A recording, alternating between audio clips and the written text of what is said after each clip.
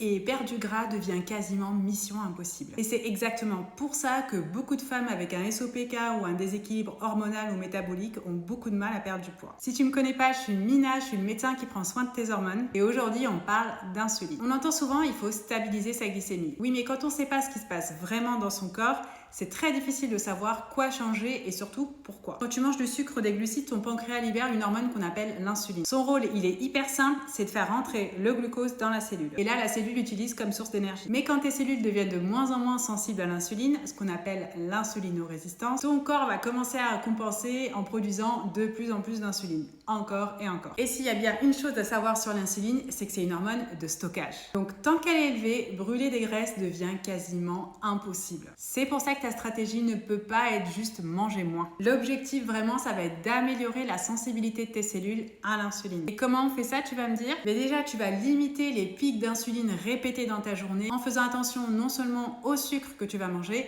mais aussi à tous les aliments à index glycémique élevé, plus de 70. Et deuxièmement, tu vas aider ton corps à mieux utiliser le glucose comme source d'énergie. Et ça passe par deux choses essentielles. D'abord, développer ta masse musculaire, parce qu'il faut savoir que ton muscle, c'est ton plus gros réservoir à glucose. Et ensuite, bien structurer tes repas avec une source de protéines suffisante. Voilà, si tu aimes ce genre d'explication, like la vidéo et abonne-toi pour en savoir plus sur tes hormones.